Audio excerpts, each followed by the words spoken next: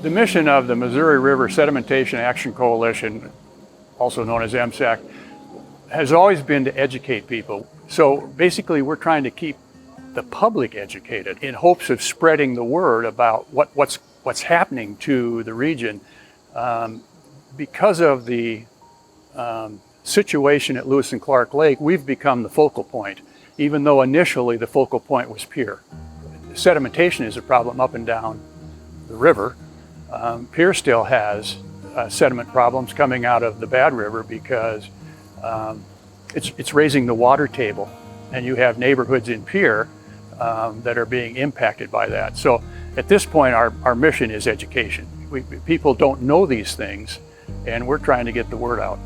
As we got organized and over time, Senator Daschle, when he was in Washington, had authorized through Congress the formation of a task force of the Missouri River states to deal with the river problems.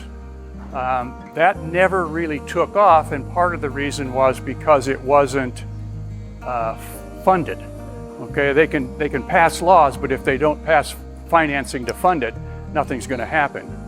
Well, fast forward 2 years ago, the city and the Chamber of Commerce were in Washington, D.C., and we met with the Corps of Engineers and discovered that the 2016 Water Act that said the Corps needs to develop a sustainability plan for the reservoirs.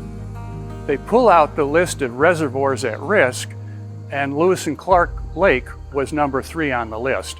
And so when we got back to Yankton, we contacted the Corps in Omaha and started the process. And in fact, this area is the first lake, first community, first organization to ask the Corps to do something about it.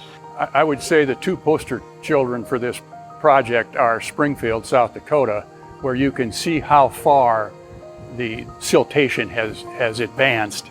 And the second place would be up by Niobrara, where you used to have a free-flowing river, and now you have little streams through marsh. I think if you look at the growth and track the growth of the islands as they go further and further into the lake, you know, in reality, we might have 50 years left of a lake, but it's going to be smaller and smaller every year. And so that's one of the issues. I tell people that think they want to buy a house out at the lake, well, okay, but your kids are going to be looking at marshes instead of a lake. That's just what's going to happen if we do nothing. And so this whole focus of this project is, what can we really do that will stop this sediment from entering the lake and plugging the lake up? I mean, we'll always have a river through there, but it'll be duck hunting and fishing instead of boating.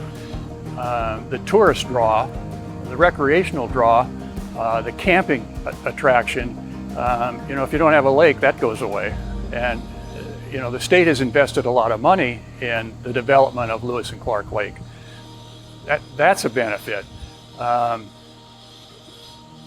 Why should my kids be deprived of that experience of Lewis and Clark Lake? Because we failed to take an action today.